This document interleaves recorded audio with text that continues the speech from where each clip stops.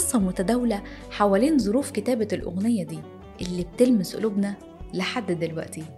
يقال إن في يوم 20 مارس سنة 1958 كان شاعرنا حسين السيد رايح يزور والدته بعد يوم متعب وطويل، وإن والدته كانت ساكنة في الدور السادس، وبعد ما طلع 5 أدوار اكتشف إنه نسي يشتري هدية لأمه، وبكرة 21 مارس عيد الأم والوقت اتأخر، وهو كان مرهق ومش قادر ينزل 5 أدوار تاني، ومش متأكد هيعرف يلاقي هدية في الوقت ده ولا لأ.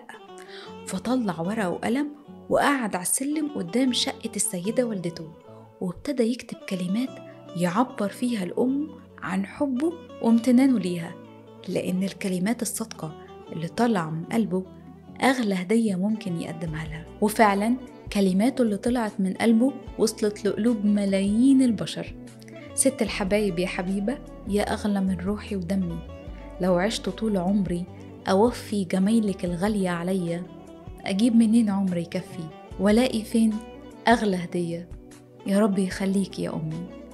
خلص كتابة وخبط على باب الشقة وقدم لأمه كلماته اللي طلعت من عمق مشاعره، فلما قريتها بكت من قوة الإحساس وسألته: دي ليا ولا أغنية جديدة؟